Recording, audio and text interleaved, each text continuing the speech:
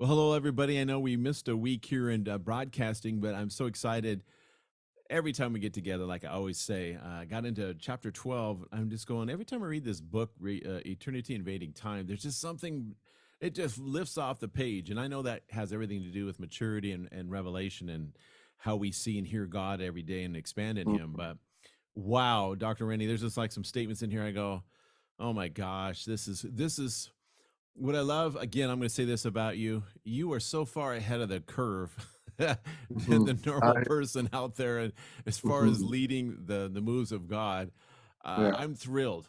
I think you're one of the few men on the earth I vibrate with, because it's difficult to bring a concept to the earth when it's been revealed to you, but not to the multitudes, and then to Very much so.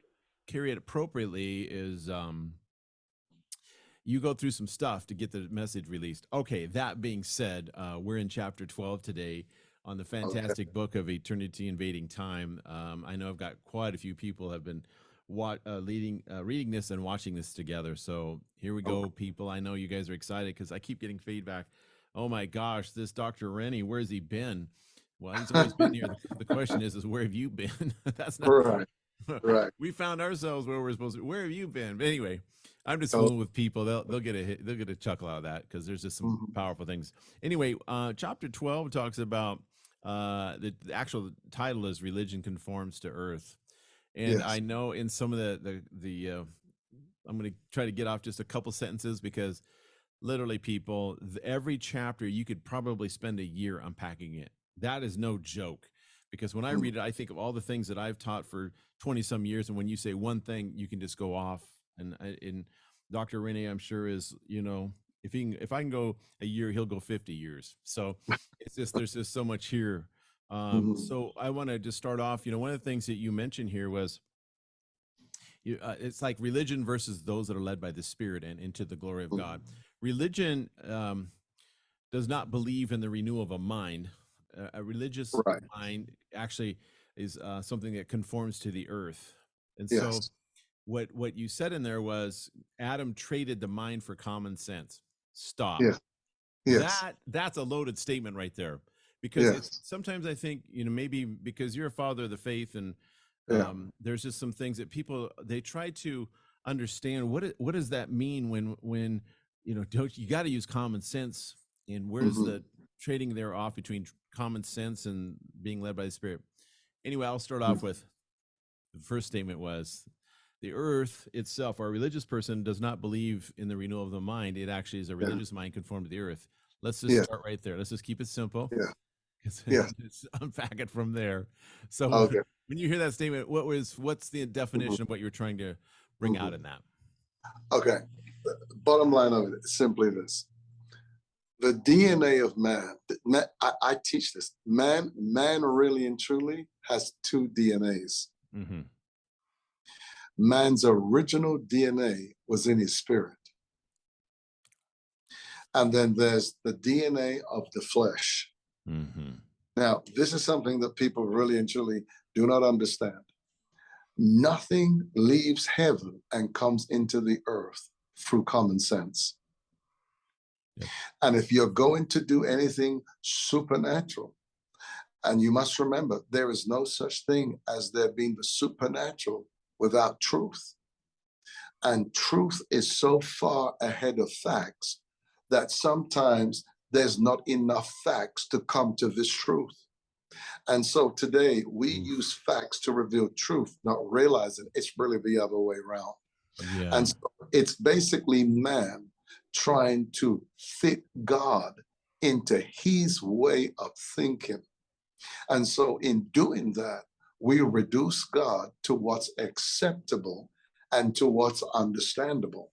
Even though in theory, we understand that when we say the word supernatural, you're talking something that is outside of the natural. See what I'm trying to say? So if it's outside of the natural, then what it tells you was that when the fall took place, man came from out of that realm into the natural. Hmm. And everything about what he does now is with the absence of God, because he no longer has the mind of God. He now has his own ability to reason. And if it's not acceptable, if it's not appealing to him, it's not acceptable to him, so it's not believable to him. So hence we say that even if you study the word, and this, Dr. Barry, this is something that God's been really dealing with me with, and I'm actually going to be starting to doing mentoring. It's going to really bless people because I've been wanting to do it for a while, but it's going to blow people's minds apart. It is impossible to know the word. Now, hear what I'm saying. It's impossible to know the word and not believe the word. Amen. Because what comes from the word is faith, meaning to say he gives you the ability to believe it. Yes, yes. See? That's a whole different concept right there. It's so good. Okay, so you just said a lot of things. I'm sorry. No, it's awesome. I get it. But I think one of the unique things that we carry is, see, when a revelation comes, like you just said, God does nothing through common sense. Right. Yet we try to prove a truth that's outside of common sense Exactly. on the level of their common sense, trying to reveal revelation by the Spirit. That's the fight. That's what, and so you're constantly trying to remind a person of a fact. But facts change, truth does not. But they exhaust the fact realm in order to receive a truth. Exactly. And if you're not careful, you get really frustrated. I think Jesus started off in places where revelation was flowing, and he realized that people aren't receiving it, so he reduced it to a parable. And he goes, exactly. You know what? I'm gonna have to. But Dr. Barrett, this is so funny you say this because I said this on my Facebook yesterday. Oh, did you? Remember in the old churches, we were all, see, we're of the same age and the same epoch. And so we pretty much were raised with the same thing. I remember years ago, one of the things that we were taught was the parables of Christ. But this is the scary thing. By definition, we understand a parable is an earthly story with a heavenly meaning. Yeah. But then listen to this. The natural man doesn't understand the things of God. Just by that definition alone, you understand parables are not designed for natural thinking. Yes, absolutely. And it can, that's so well said, because it's the things that, you and I fight for the revelation to get put into the people that we stand before.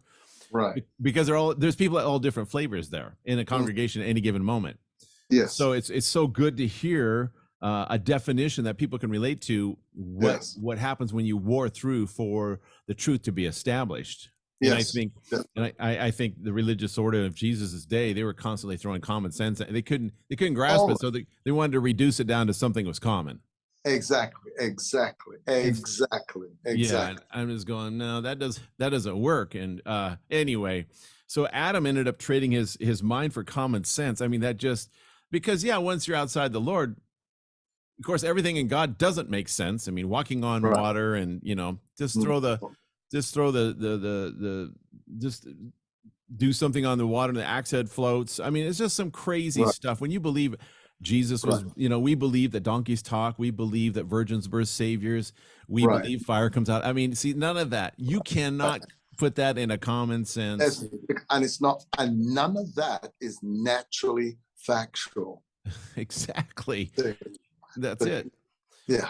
It's funny how we believe in these things. And this is what I love about stirring the faith up, that we get all these concepts of, like I said, you can hold the sun still and keep make a day long to win a war. You can make clothes grow for 40 years and never wear out. I mean, none of that, you can't find that anywhere in this natural realm. We believe that until it comes to our world.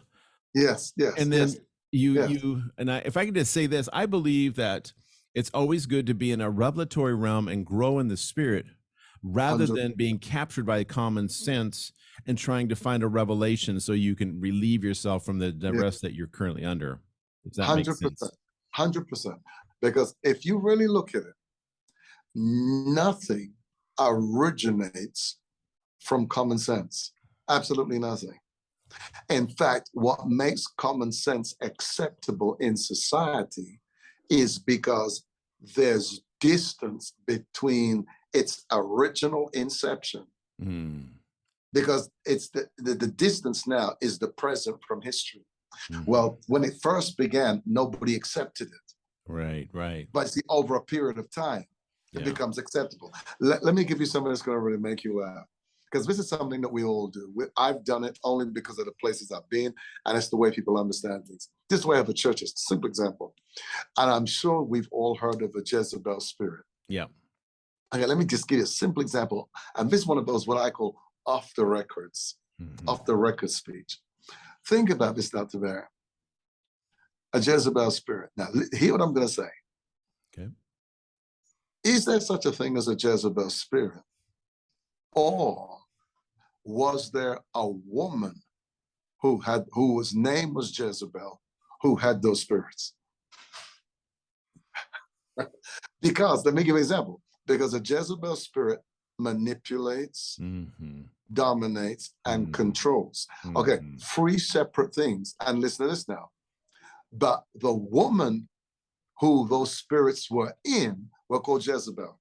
Mm-hmm. Right, right. So we've been calling the lady and not the actual The spirit. spirit that's behind it. Yeah, that's exactly. So yes, because if we do that, those 3 traits I just named, why doesn't anybody say the Delilah spirit? right, right.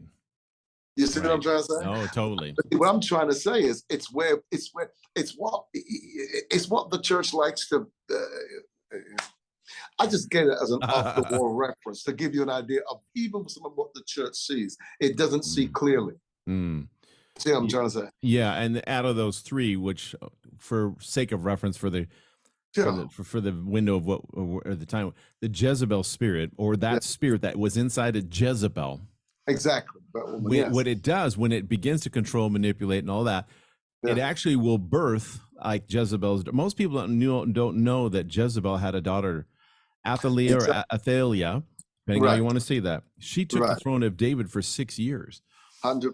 And that thing became more deadly than Jezebel did. So soon as, and what I'm saying in that, I want to bring this as this is for what I discovered when you have control manipulation, it will lead into the birthing of that daughter, that spirit that was in Athaliah. So it's a very fascinating study when you begin to go down that road. What you just mentioned there, that spirit that was in Jezebel, that we named Jezebel. I don't think that's that. I get it. We call it that, but that's not. No, that's not it at all. So exactly. And so that's how you know that religion never, ever goes beyond the surface. Yeah, it's true. And that's what it boils down to. It never has. And people who like yourselves and like myself who've been doing this for donkey years, when we speak the things that are beneath the surface, it's a problem because it's not surfaced yet. Correct. There it is right there. Well said. So that's why, to me, it is funny. Like, let me give an example. Like when Jesus was here, imagine what it must have been like for him. He's inside of time, but outside of time at the same time. Yeah. Wow. What a paradigm. Yeah, because you can choose to see it from any perspective. Mm-hmm. There it is right there. It's how you perceive it. There it is right there. And I think hunger determines the sight.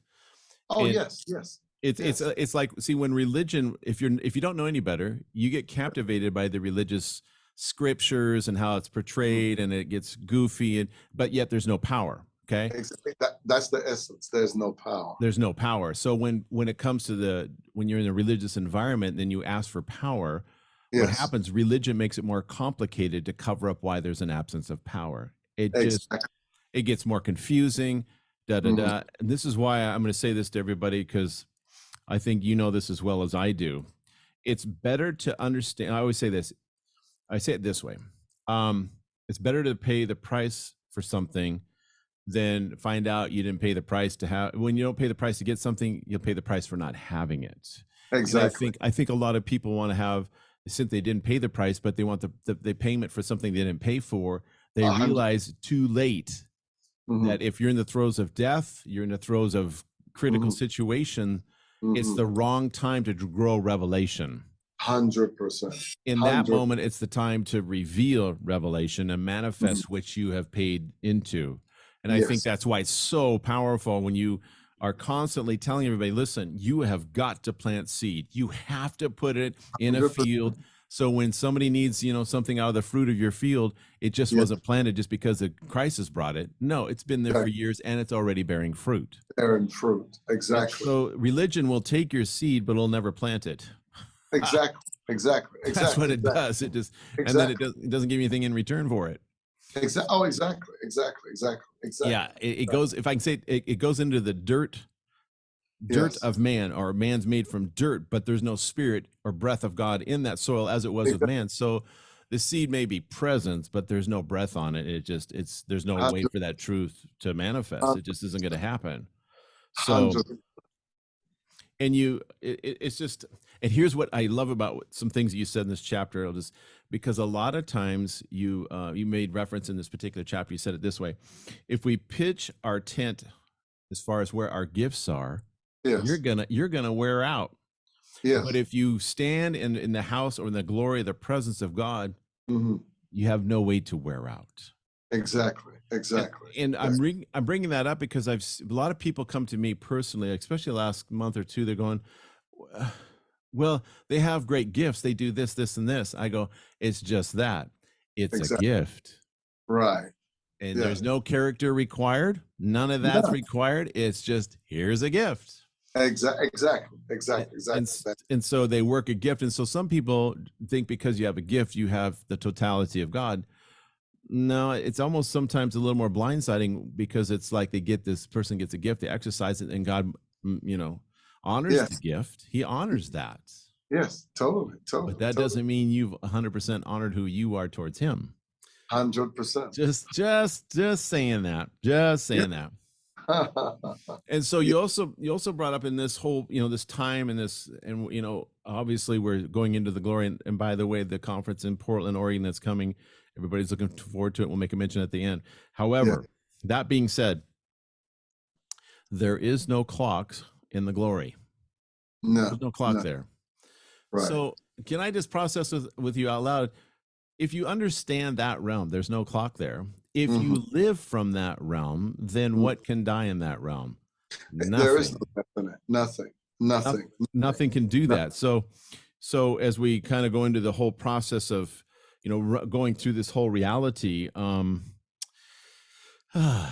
gosh, see, this just opens up some things that we've touched before, but I think it's worth the value of what you've been saying these last 6, 8, 10, 12, 14 weeks we've been doing this. It's been at least Yeah. 14 or 15 weeks. It's been a At minute. least. Yes. And This is Passover. I would encourage everybody, if you really want to go in succession of what we've laid out, there is a gold mine there, people, that Yeah. if you just took notes and begin to sketch this all out, what's been happening, what's been unlocking with Dr. Renny, it's very, very powerful. But if you understand that sickness cannot attach itself to a spirit or those that are in the spirit or in the glory, can't do it. Exactly. And Exactly. I think one of the things you referenced is because we most of the time live in our soul, that our soul will capture the common sense. Let's say the common sense of quote unquote the flu. Oh, I've Yeah. got the flu. Well, you didn't get that from the spirit realm. That didn't come from that realm. Right. You have to, I hate to say it, correct me if I'm wrong. You have to step out of the spirit to catch a disease. There's no way you can capture a disease in the spirit. Yeah. It's not gonna happen. Right. Right. Right. That's good. That's a good way of saying it. I like that. That's good. I mean, one of the reasons I say that is why it's so important to be in an atmosphere that we cultivate in the Yes. Holy Spirit, in the glory of God, because in that, if you understand the depths, and maybe you can just touch that a little bit, because I know there's depths in the glory. There has to be a depth there. It's like the ocean. You can be on the top, you're in the ocean, but you're not in the depth of it. Yeah. But I believe that there are places that God is going to manifest in the days ahead, not the years, the days ahead. This is a season where I believe that people that have labored in the field of the kingdom, the fruit of that labor is about ready to come forth in a very prolific way.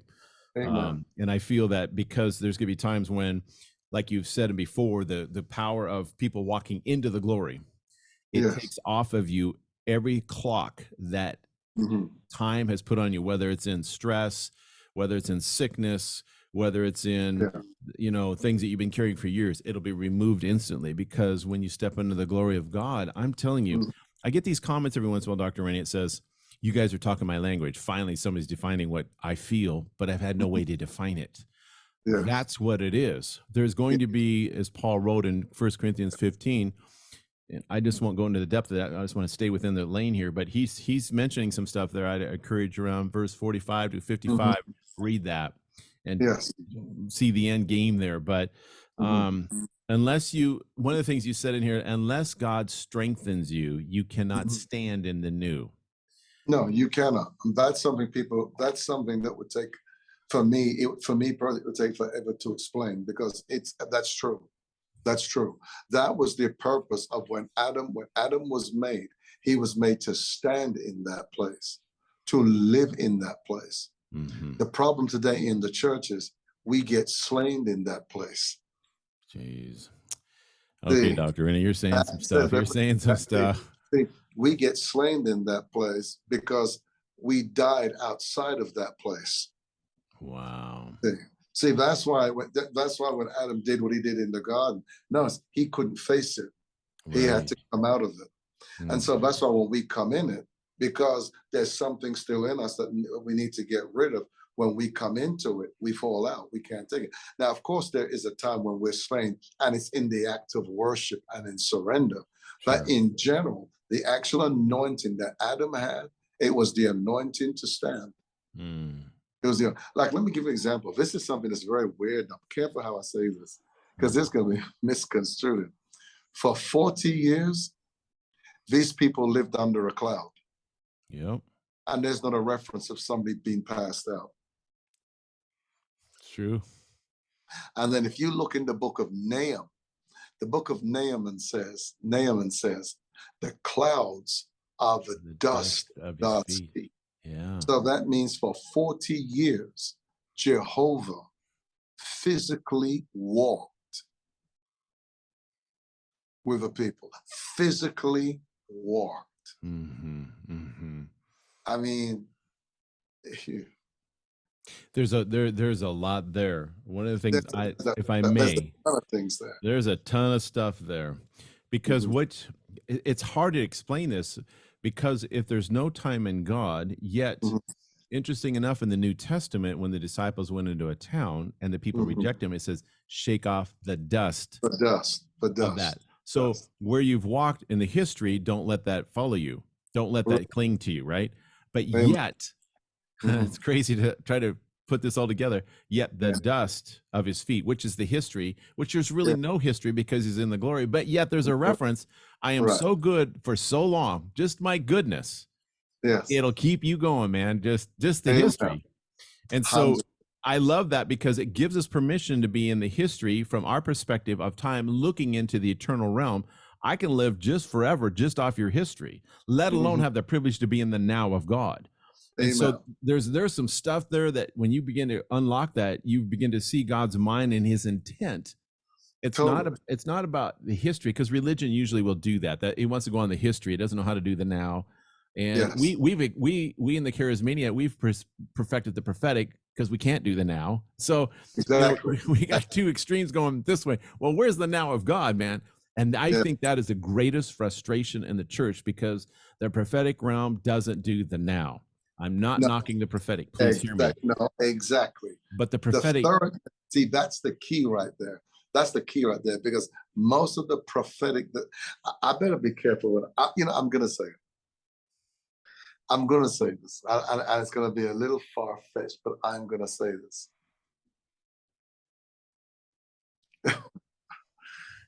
I'm going to risk it and say it. You have to really understand the nature of the prophetic. And the reason why I'm making this statement is because of this. But I'm going to say it's going to make you think. But if you're going to think about this, it's going to make a lot of sense to you. I've very rarely seen the prophetic build a church. Very, very, very, very, very rarely. And you know the reason why? Because not all of the prophetic builds. Moses was a builder. Noah was a builder. Nehemiah was a builder.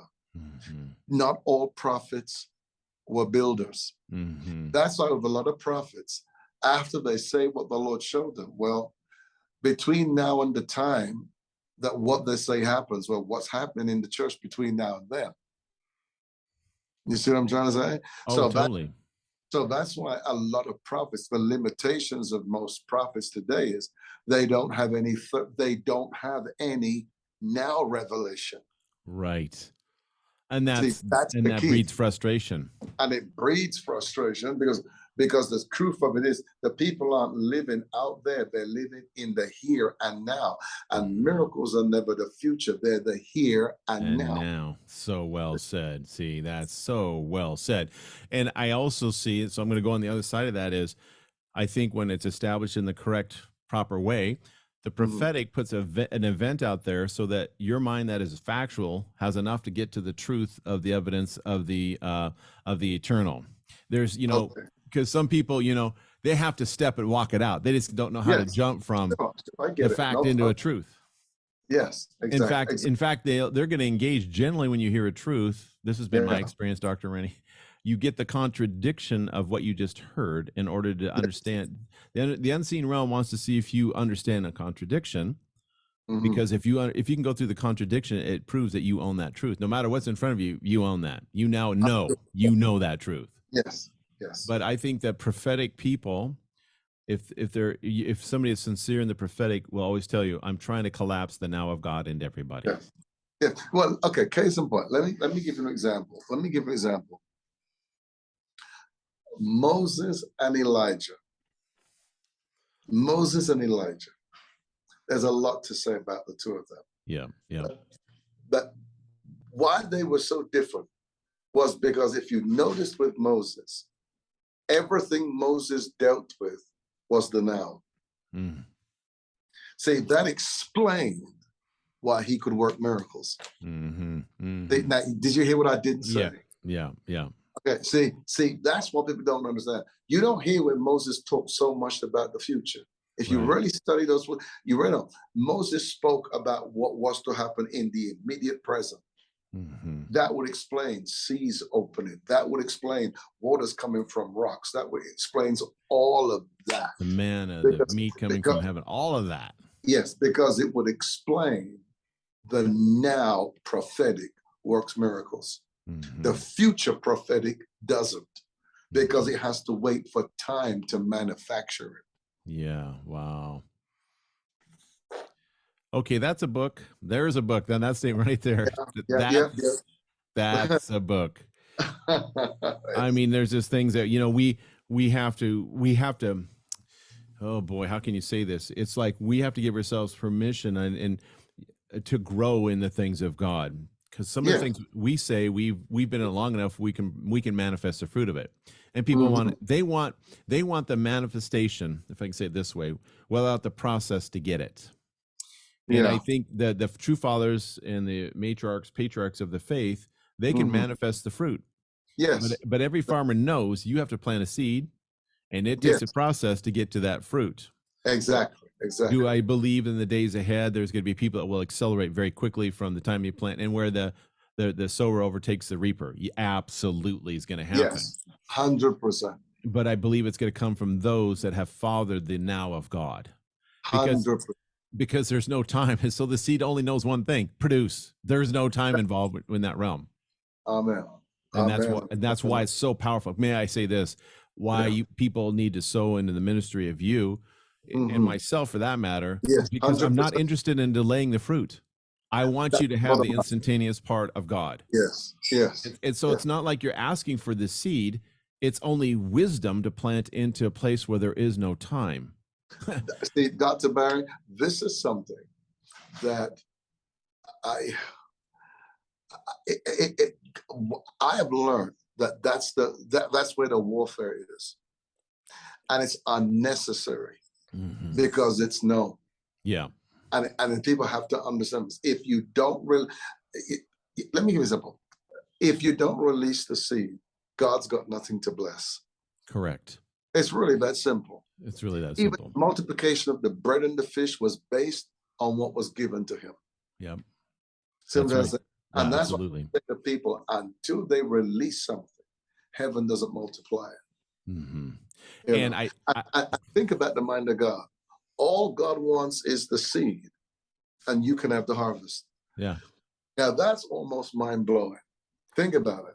All God is saying, give me the seed, and you can live off the harvest. If that don't make sense to you, if you don't understand, God really made it simple. So You give simple. so you give me $1,000 and you can live off a million or two if I multiply it for you in that dimension, which we've seen God do multiple times. Yeah. And I think that's it right there. You just said it.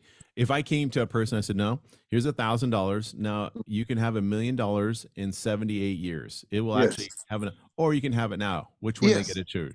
yes. You know what I just heard? Prophetically, it's the equivalent to you purchasing stock for cents on the dollar. Absolutely. Yeah. And so it reveals really though, when you sit there and you delay, you're fighting with common sense versus a Yes, divine mind. There it is right there. Because 100. they've seen the history of what, 78, 80 years would do for $1,000. That's been Right. proven. But Mm-hmm. there hasn't been the experience Mm-hmm. with that instantaneous, because we keep prophesying the answer way the heck out there. And that's case Exactly. in point, like you Exactly. would say. Exactly. Why you keep prophesying it so far when you can have it right now? Yes. Yes. I think, yeah, oh boy, that's so powerful. Yes. And Yes. Yes. it's so rare, if I can say it this way, to Yes. have people that are stewarding the eternal realm. Most Mm-hmm. people look to a bill that needs to be paid, or a building need to be made, or whatever it is, and time. I need money, I need time, Mm-hmm. and God doesn't work that way. Right. You give me the fish, here, I'll feed 5,000. What do you want? I'll even have leftovers just to prove my Exactly. point. Exactly. Exactly. Or you can try to dissect these few fish here and try to feed 5,000. Your choice. And so Exactly.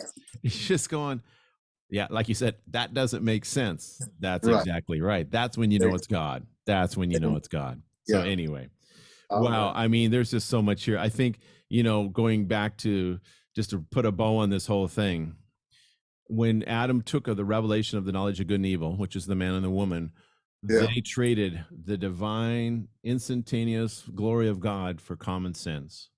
Yes. And Yes. 100.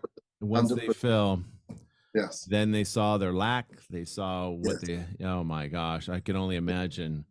Oh, Wow. they came into another time. Yeah. They actually came. I mean, it's a whole different thing when you think about it. It's profound. It's very powerful. It's profound. It's profound. Anyway, okay, Dr. Renny, I know Yeah. that you're I extremely run. busy, and you're in San Diego now, getting ready to minister again. We Yeah. just want to bless you and honor you for what you've done for us today again. No problem. And again, we're gonna have it's posted, and I'll throw up the flyer for October 20 to the 22nd in Portland, Oregon. Please register. There's limited seating. We are so looking forward to when you are going to come. We're stewarding the, if I can say, the runway into those moments. Something's going to happen there in a very powerful way. So Amen. with that being said, Dr. Renny, thank you again. Tell Marina, your wonderful bride, we said hi. Yeah. Sean and I just adore you guys. And again, thank you for everything you've done for us, and really what's coming down the pipeline for the value of the body of Christ as a whole. So thank you. We honor you. Thank you so much, Dr. Barry. The Lord bless you. Bye-bye. Bye.